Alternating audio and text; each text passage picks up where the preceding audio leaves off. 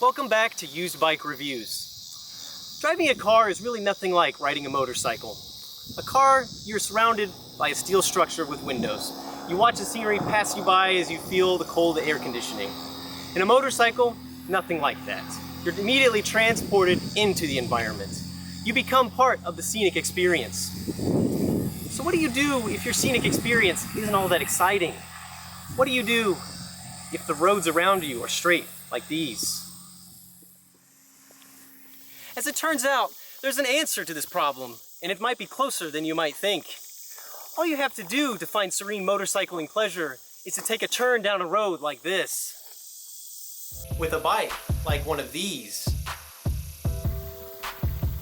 The Honda XR650L has one of the longest production runs of any motorcycle currently on sale.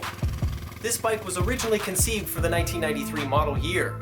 Over its 22-year run, essentially nothing has been changed. You'll find that color schemes are practically the only differentiating feature between the years. The bike displayed here is a 1999 model, which came from the factory with a brilliant white painted frame and bodywork. It's a clean and timeless look for an enduro-style motorcycle. It's important to recognize that this is the user-friendly L model, not the highly strung R.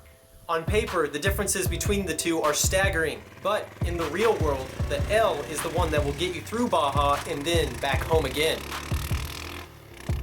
If racing pedigree is your fancy, this bike's lineage has it in bucket loads, albeit from about 25 years ago. While the XR650L hasn't won major racing titles itself, performance is inscribed in its DNA. In essence, this bike is a combination of two legendary Honda off-road motorcycles. The frame is almost a direct copy of the Baja-winning XR600, and the engine is taken from the infallible NX650 Dominator. Weighing in at 346 pounds fully loaded, this package is still a reasonably lightweight and durable setup right out of the box. This bike encapsulates the pleasures of simple engineering. First, stuff a big cylinder, overhead cam 4-valve engine into a full-size steel frame, throw in some basic electricals, then jack it up on monstrous suspension and get ready for any terrain you can find. The XR comes fitted with a fully adjustable Pro-Link Showa rear shock and Showa front forks.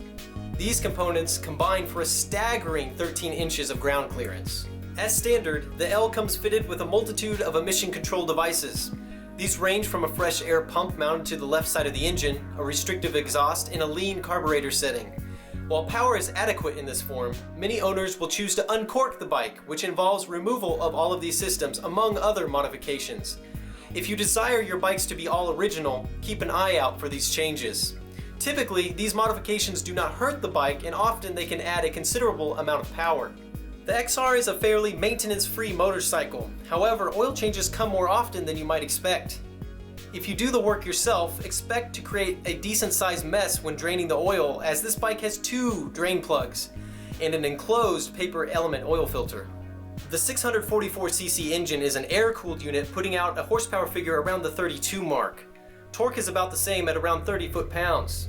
While these numbers sound low by today's standards, the telling part is when the power comes in. This bike's closest four-wheel cousin is a diesel pickup, as the low-end torque and industrial sound will have you with visions of pulling tree stumps in the backyard. This engine has all of the low RPM grunt that any trailer could ask for.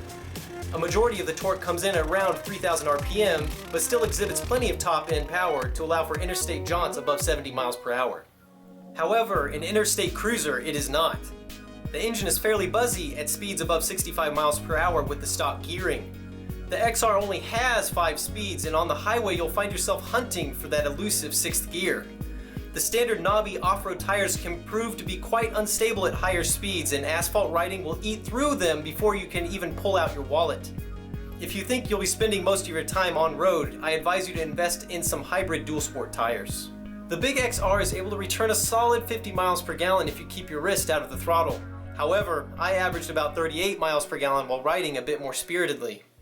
With a 2.8 gallon fuel tank, it's a good idea to fill up at around 80 miles or so. With only a half-gallon reserve, you won't want to wander too far from the local gas station. There is no low fuel light, so resetting the trip odometer at every fill-up is paramount to knowing how much fuel you actually have left. Make no mistake about it, this bike is as tall as a horse. On its lowest suspension setting, you'll need to be able to clear the 37 inches of seat height. At 5'11", I can just barely stand on my toes while at a stop. A one-legged stance at a stoplight will be the norm. While the tall nature of this bike provides with almost a foot of suspension travel front and rear, it can also prove to be difficult to maneuver at slow speeds on rough terrain. Aside from the ergonomics, this bike is very easy to operate. The cable clutch is light and gear changes are notchy but secure. It should be noted that first to second can lead to missed shifts if you're in a hurry. The brakes are good for such a tall bike, but I recommend upgrading the front brake line to a steel braided unit, as the length of the stock rubber one provides too much squish at the brake lever. When going out to look at one of these bikes, I advise you to look at multiple examples. You'll want to look at the nicest one you can find, as there are quite a few out there. It's not uncommon to see some that have taken some serious abuse. The asking price should reflect the condition. Higher mileage examples shouldn't scare you away, as the engine is quite simple and robust. Aside from general cosmetic condition, a common issue is the turn signal switch. The connections inside can degrade, which leads to sporadic turn signal functionality. If it's an issue, budget about $100 to get it fixed. The XR650L can still be bought new in Honda showrooms as a 2015 model for a little under $7,000.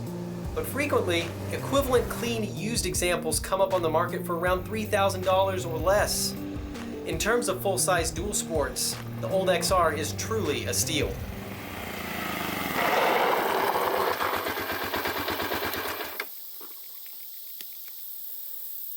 Simple yet sweet.